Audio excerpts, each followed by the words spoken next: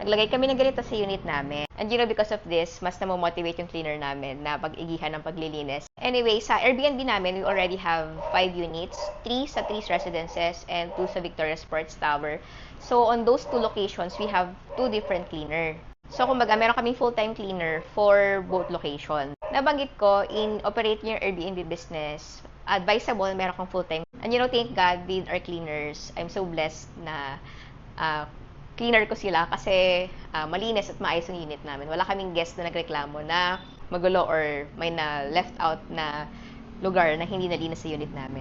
Ang good thing about having your cleaner, kasi nga kabisado ka na niya at kabisado niya yung unit mo. Yung mga ins and outs ng unit mo, pati yung mga offers mo sa unit mo, kabisado na nila.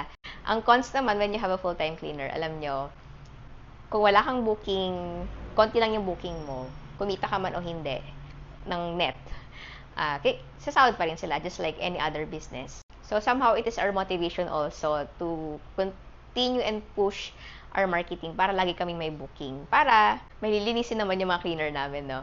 Anyway, this December, hindi namin problema ang booking. Kasi this is our peak season of staycation and Airbnb. So, ngayon, actually, halos araw-araw yung cleaning ng aming mga cleaner.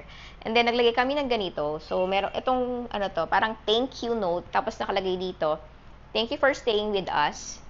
We hope that your stay was comfortable and memorable. Should you wish to extend token of appreciation to our housekeeping team, this envelope is suitable for your convenience. So, parang,